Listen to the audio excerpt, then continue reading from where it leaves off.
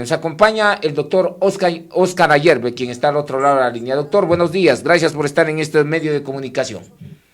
Un gusto.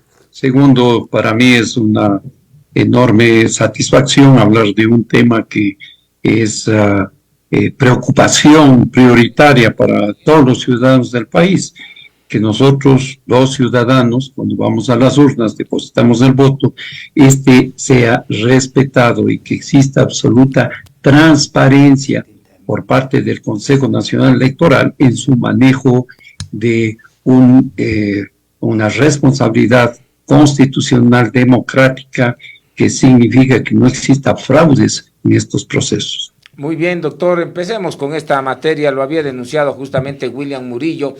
Este es un personaje que efectivamente hoy en día está participando también de candidato, pero no lo denunció ya en este último tiempo, sino ya años atrás, que hasta a las personas que han fallecido no pueden descansar en paz. A ellos también han sido empadronados para ir a las votaciones. Esto sucedió justamente en el correísmo. Hoy en día la situación, ¿cómo está? ¿El fraude electoral es evitable o inevitable en nuestro país? Yo he hecho algunas declaraciones al respecto y en mi opinión es prácticamente inevitable, porque las distintas aristas que contemplan las posibilidades de trastocar la voluntad ciudadana existen desde el padrón electoral. ¿Cómo es posible que un sistema informático de alta tecnología como es la del registro civil no pueda eliminar automáticamente los fallecidos, y por lo tanto no es admisible que cientos de miles de fallecidos consten en el sistema y por lo tanto sea susceptible perfectamente para que los muertos voten? Y no es descabellado el escenario cuando estamos hablando de un sistema informático contaminado que en su subsistema, un Diamond, que opera por debajo del principal, tiene la capacidad informática de poner y quitar votos. Entonces, no solamente que no hay reclamos, sino que los muertos votan y los vivos ganan, los que son adjudicados ilegalmente estas asignaciones electorales. De tal manera que, adicionalmente, si hablamos del fraude electoral, hay que forzosamente incluir la falsificación de actas de escrutinio, las mismas que denunció Enrique Pita en Guayaquil, y además la adulteración de las papeletas de votación, que cuando ya las juntas receptoras del voto las organizan y tienen ya los votos en blanco, pues las rayan a favor del candidato que quieran, y además dedican tiempo para anular votos para aquellos que no quieren que ganen. Doctor, a más de que los muertos vayan a votar y que no pueden descansar efectivamente en paz por la perversidad de políticos aquí en nuestro país, hay otro sector bastante importante. Por ejemplo, el flujo y la diáspora migratoria que se ha generado desde Ecuador hacia diferentes países del mundo, en especial los mismos Estados Unidos. Ese padrón electoral también tiene un hueco. Personas privadas de libertad, hasta con sentencia. La norma dice claramente que son personas que pueden ir a sufragar los que no tienen sentencia ejecutoriada. Pero este tema también ha sido de preocupación. Personas con sentencia también aparecen como sufragantes en diferentes elecciones. Esto se ha escuchado mucho decir. ¿Esto a quién beneficiaría? ¿Quién efectivamente termina manejando esta base de datos para que todos estos sectores, toda esta población que es bastante importante, termine votando cuando no están en el país o cuando tienen sentencias ejecutoriadas? Hay que recordar que Patiño fue el encargado de tener control total y absoluto, y que luego, pues, no solamente estuvo en finanzas, en relaciones públicas, en el Ministerio de Defensa. Independientemente, Ricardo Patiño controló el Consejo Nacional Electoral desde el 2007 en adelante, de tal manera que en la base de datos del 2009 ya se incrustaron una serie de actores que no solamente para el manejo del software y del proceso electoral, sino que también incluyeron una enorme cantidad de adherentes de las filas del propio gobierno. Hay que recordar que ellos reciben 360.000 funcionarios y dejan en 690.000, de tal manera que su fuente de capacidad para controlar las juntas receptoras del voto era evidente, y solamente tenemos que configurar escenarios del 2013, del 2017, en el que las evidencias y denuncias de fraude electoral fueron tan brutalmente visibles que hay que preguntarle a Lasso lo del 2017 y a Yacu Pérez la del 2021. Por lo tanto, es absolutamente necesario, y debo anunciarle al país que los sectores ciudadanos han sido convocados para convertirnos en actores, no en espectadores, para tener una mayor participación, un gran esfuerzo para estar presentes en todas las aristas de este complejo sistema que ya como se está dando es nada más y nada menos que la réplica de lo que se dio el 5 de febrero de 2023, un gran fraude para los candidatos a favor de los 7 vestidos de azul que ahora controlan el Consejo de Participación Ciudadana, y favorecer a candidatos estratégicos para alcaldías y prefecturas en todo el país. La Revolución Ciudadana tiene un rol protagónico en estos escenarios. Muy bien, el tema de fraude electoral está dado desde qué sector, porque quien maneja justamente el proceso electoral es el Consejo Nacional Electoral. Entendemos que los ecuatorianos debemos depositar la fe en esta institución como es el Consejo Nacional Electoral. Pero si desde ahí nos quieren golear, desde ahí nos quieren meter gato por liebre, entonces, ¿a quién confiamos? ¿O de a dónde viene justamente este fraude? No sé, desde las actas, cuando se cierran las urnas, le ponen un esferito números que no son, las actas blancas comienzan a aparecer con números favorables a cierta candidatura, o es el sistema del software que fue bastante cuestionado. Recuerden ustedes, y usted me puso en contexto algo bastante importante, cuando Guillermo Lasso anunció también el fraude electoral con Lenín Moreno en el año 2017, en donde tras un apagón salió el entonces presidente Lenín Moreno triunfando y que sobrepasaba los números y montaba justamente contra ese entonces candidato, hoy presidente de la República, Guillermo Lasso. ¿De dónde viene ese golpe, doctor? Siempre hay el apagón, ¿no? Desde el 2009 hubo el apagón y es lógico, el subsistema que tiene la capacidad logarítmica para poder poner y quitar votos requiere prender sus sistemas de comunicación, y tiene que haber un apagón para que esto suceda. De tal manera que cuando se hace el ridículo con absoluta cinismo que un notario certifica que el sistema está en cero, eso es absolutamente ridículo, porque primero el notario no sabe nada de informática. Segundo, ¿qué capacidad tiene para realmente ahondar en las interioridades de un software que está contaminado y por lo tanto que tiene previamente que ser auditado, registrado, y tiene que tener una investigación forense para ir a las entrañas del sistema? En este sentido, nosotros estamos absolutamente claros que las posibilidades de un fraude electoral en este momento es bien altas, y por lo tanto estamos convocando a los sectores sociales, a las organizaciones sindicales, laborales, a los gremios, a los colegios de profesionales, a los sectores de las cámaras y principalmente al ciudadano común, a los ciudadanos que vamos a las urnas, depositamos nuestro voto y lo único que queremos es que se respete esa voluntad, que los procesos sean transparentes, porque nosotros estamos conscientes que más del 80% de los ciudadanos no confían en el Consejo Nacional Electoral y en particular en la presidenta de esa organización. Diana Tamaín no tiene ninguna calidad moral, ética para poder sustentar una credibilidad de los ciudadanos en este proceso, y por lo tanto ella y otros, yo diría que todos, deben salir de ese organismo para garantizar transparencia en futuras elecciones. Y es por eso que nosotros estamos activos en este momento.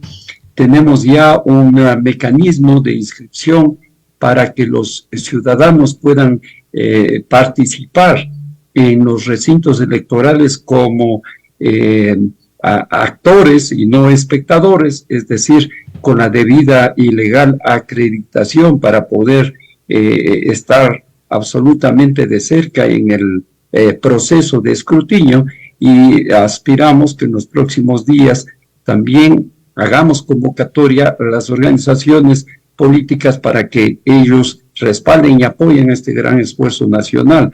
Nosotros no vamos a apoyar a ningún candidato per se, nosotros vamos a respaldar para que esta elección sea transparente y luego proponer un giro de 180 grados para que la elección del 2025 tenga un sustento legal totalmente diferente, que ninguna persona que ha estado vinculada a los sistemas informáticos del CNE desde el 2008 hasta la presente fecha puede estar relacionados. Tienen que salir absolutamente todos.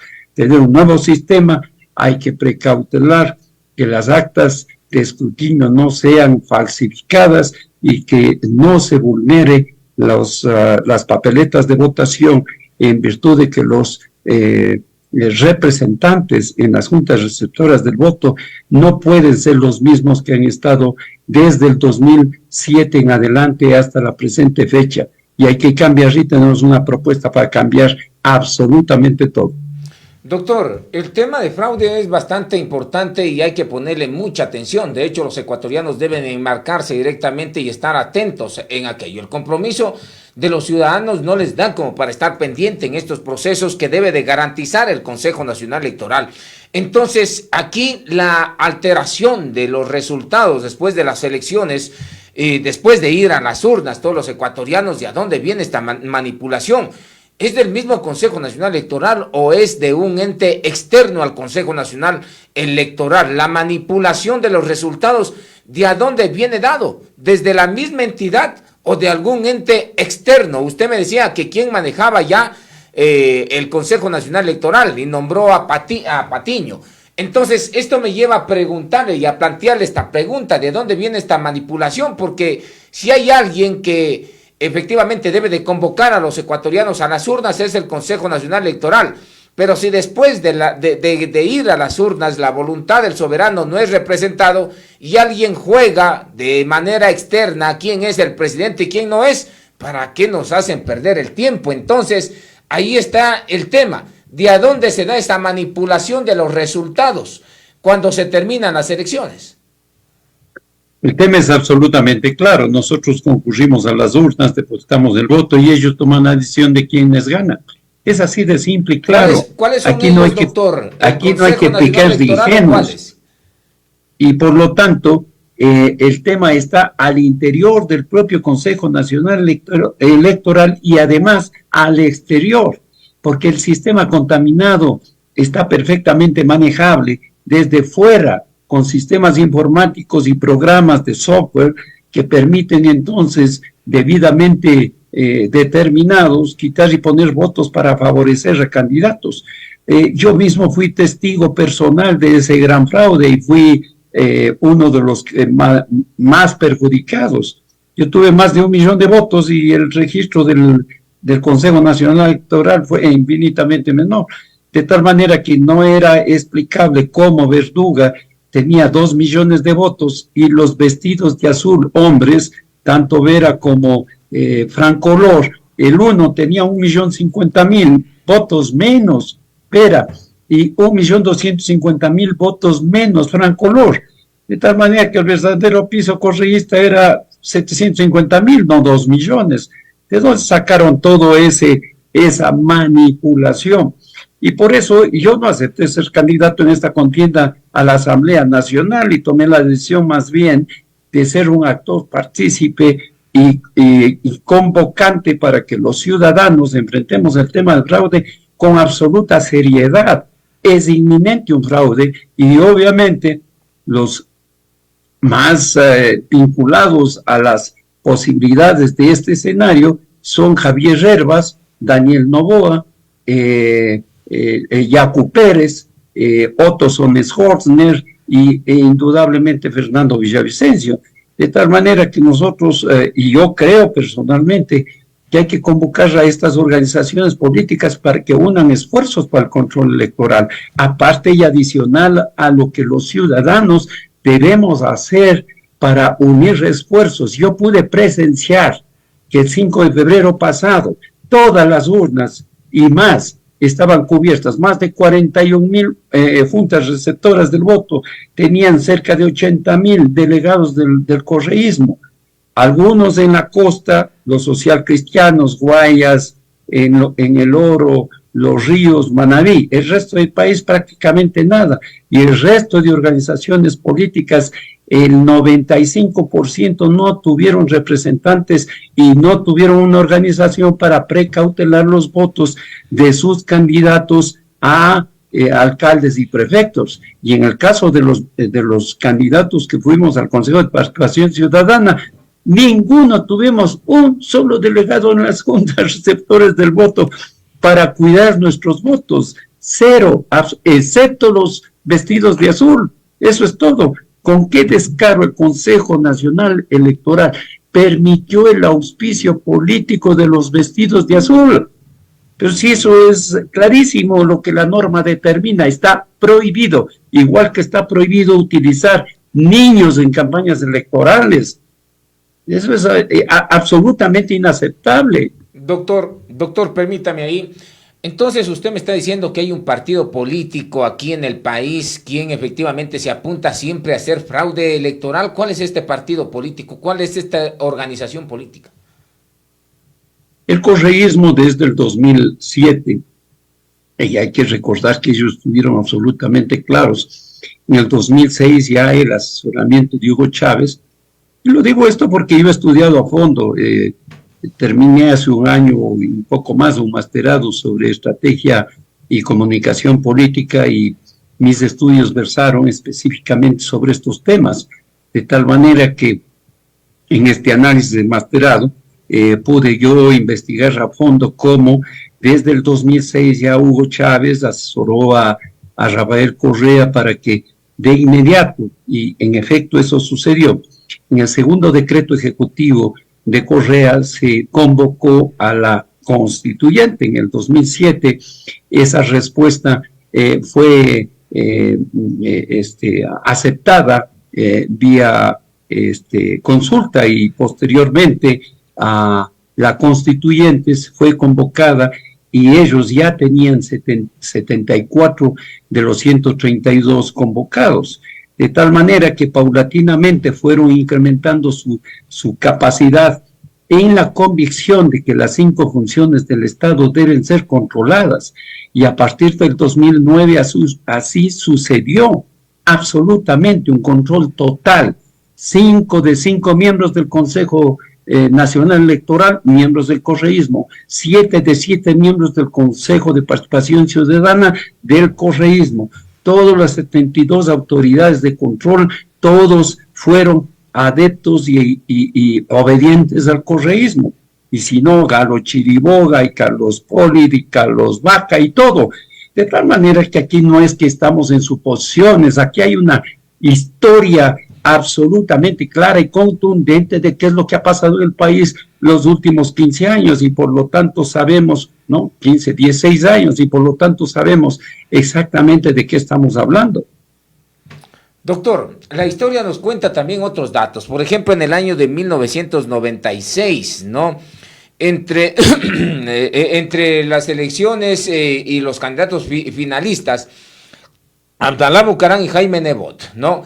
Muchos le daban la preferencia a Jaime Nebot y efectivamente terminó ganando las elecciones Abdalá Bucaram.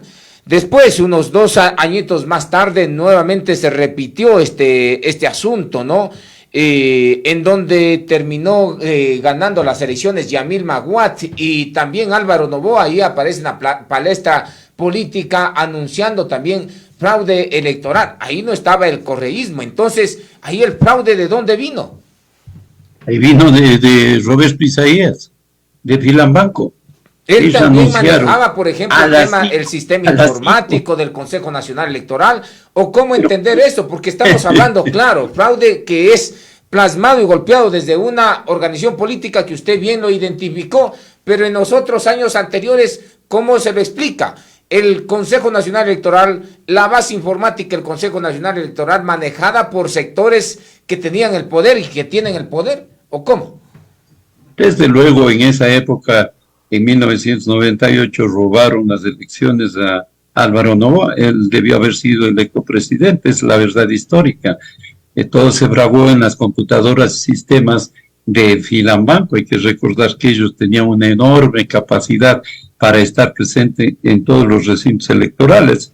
Y en ese contexto, con acuerdos políticos de los que luego gobernaron el país, manejaron todas estas decisiones para hacer el fraude, y por lo tanto hay una larga historia de estos escenarios, y por lo tanto es obligación nuestra tener un nuevo sistema completamente diferente. Por ejemplo, voy a dar un anticipo. Los miembros de las juntas receptoras del voto no pueden ser nadie más que no sean los estudiantes de quinto y sexto año de colegio, que debidamente capacitados durante su ejercicio escolar puedan entonces tener la garantía de la información democrática del control del proceso electoral en las juntas receptoras del voto.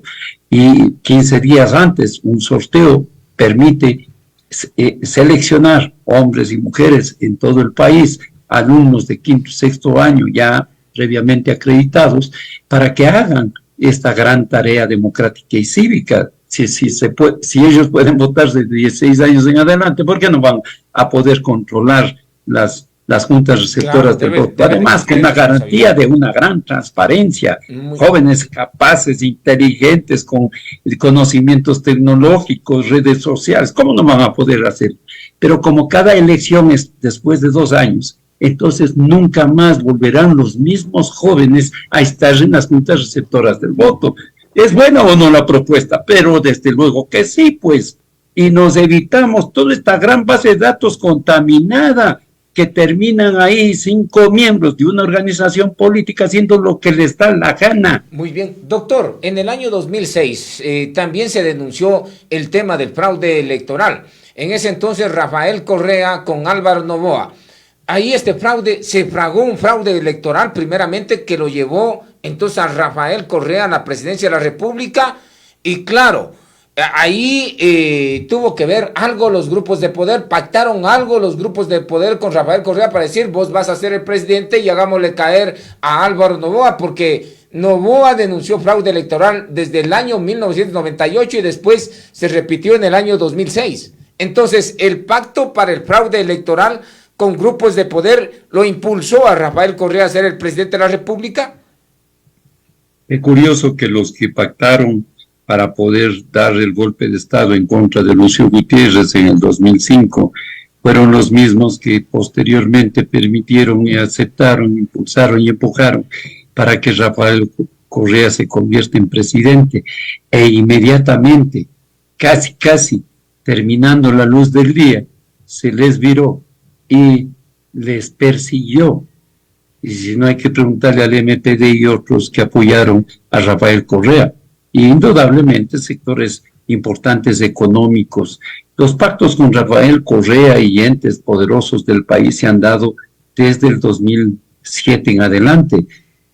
No es nada extraño pensar qué es lo que ha sucedido entre Jaime Nebot y Rafael Correa. Y finalmente, lo que sucedió en el 2021 es absolutamente reconocido históricamente, que fue un hecho concreto. Claro, a Yacu Pérez le hicieron fraude electoral entonces en el año 2021 cuando se enfrenta con Guillermo Lasso, pero ¿qué sacaría ahí el correísmo? Tratar de llevarlo al presidente Guillermo Lasso a Carondelet. Es que no fue así. Lo que fue es que en la primera vuelta se pusieron de acuerdo Lasso, Nebot y Correa para impedir que gane Yacu Pérez. Eso fue todo. Correa pensó que era perfectamente ganable Lasso y por lo tanto era preferible llegar a un acuerdo con él porque estaba convencido que con Yacu Pérez perdía de largo las elecciones y por lo tanto en su acuerdo electoral y político entre Nebot y Lasso, el uno aportaba 10%, el otro igual, a cerca del 9,5%. Entre los dos llegaron al 19,6% y terminaron haciendo fraude con Yacu Pérez. Esa es la verdad histórica. Muy bien, no entonces sí le robaron las elecciones a Yacu Pérez en el año 2021. Pero desde luego, eso los ingenuos puedan creer que no, pero es la realidad. Tanto es así que finalmente se escuchó varias grabaciones de ese tipo de acuerdos que tenían entre ellos en la primera vuelta. Y luego, obviamente, nosotros, y me refiero cuando ya finalmente se determinó que Arauz iba con 32% a la segunda vuelta y Lasso con el 18,6% o 7% a la segunda vuelta, perdón, era el 19,7%, iba a la segunda vuelta, el 32% que fue la diferencia para que él llegue al 52% y sea convertido en el nuevo presidente del Ecuador, fuimos todos aquellos que apoyamos a Lasso en contra de Correa, no a favor de Lasso, sino en contra de Correa. Esa también es otra realidad histórica. Y por lo tanto, en ese contexto es que todos los que conocemos escenarios que vincularon a un manejo autoritario y abusivo de una justicia corrupta y de una persecución política como la que tuvo Óscar Ayerbe, cuyo caso emblemático número 1 cesó en funciones a Gustavo Yal, cuando en el informe de Julio César Trujillo se determinó esos hechos contundentes de abuso del sistema judicial en contra de miles y miles de ecuatorianos, o como lo que aconteció con el 30S, que ya hemos ganado 181 juicios penales que han sido declarados inocentes, personas que fueron condenadas de 1 a 12 años de prisión. Sabemos exactamente de qué estamos hablando y por lo tanto no es que tenemos afanes de ninguna otra motivación que no sea que el país tenga un sustento democrático, libre, que gane el que gane, pero transparentemente, sin fraudes. Muy bien. Es lo que queremos. Perfecto, doctor. ¿Cómo cuadra aquí? Ya tenemos pocos minutos, pero quiero aprovechar lo máximo. Esta entrevista me pareció muy importante, que usted lo haya dado a conocer, este fraude electoral que se aproxima en estas elecciones. Estas elecciones que tiene un tema bastante característico porque después de la muerte cruzada pues se llama elecciones. Ahora, doctor, ¿cómo encaja ahí el tema de las encuestas electorales, el tema de estas preencuestas que tratan de posesionar la imagen de Luisa González como favorita en estas elecciones presidenciales, ubicándola en el primer puesto? Siempre la ponen a ella en el primer puesto. Entonces, ¿cómo engrana el tema de las encuestas electorales en donde efectivamente tratan de colocar a conveniencia a los candidatos para alistar al golpe? ¿Se trata esto de ir adormeciéndolo a la población para que si se dé el caso de un fraude electoral, pues ya digan, vean, las encuestas siempre nos dijeron? ¿O cómo lo podemos entender? Yo he hecho un estudio bien profundo de los resultados electorales de 2023, febrero 5, alcaldes, prefectos, Consejo de Participación Ciudadana. En su conjunto, el correísmo tiene alrededor de 23%, 23,6% en promedio de todos los resultados electorales. De tal manera que en ese contexto puedo decir con certeza que ese fue el resultado con fraude, no fue un resultado sin fraude. Y adicionalmente, cuando siempre ha habido un candidato a la presidencia de la República, se espera que éste tenga más que el propio partido, siempre ha pasado eso. En el caso del correísmo, Arauz lo demostró, de tal forma que González tendrá alrededor del 25-28%, estará en la segunda vuelta, en mi opinión, en virtud de que hay una línea de de 5 candidatos, principalmente yo diría Villavicencio, Fernando Villavicencio, Otto Sosner y Yacu Pérez, que están más o menos en la misma línea, estarán entre 14 y 16% cada uno de ellos. Si sumamos este número de votos, estamos hablando cerca del 50% del electorado entre los tres, y si se agrega un 10% adicional de los otros 2 candidatos, entonces estamos hablando de cerca del 65% o 60% del conjunto de los votantes a nivel nacional. Hablar de 40% de votos a un candidato es absolutamente sin sustento técnico, ni electoral, ni nada. De tal manera que la segunda vuelta se va a dar y el país tiene que estar preparado para esto. Doctor, nos están haciendo también fraude entonces y nos están goleando en las encuestas también entonces, porque ellos dicen que tienen ya una sola vuelta y que entra ya con el 40%, entonces también nos están haciendo fraude en las encuestas tratando de torcer la opinión pública. Vinicio y Fernando Alvarado son 2 actores fundamentales en estos procesos electorales desde el 2006, de tal forma que aquí no hay que dar las vueltas al tema. Tiene una de las infraestructuras de comunicación más poderosas del continente, de tal forma que tiene un aparataje sólido y operan controls en Pakistán, Venezuela, México, Colombia y otros países del mundo.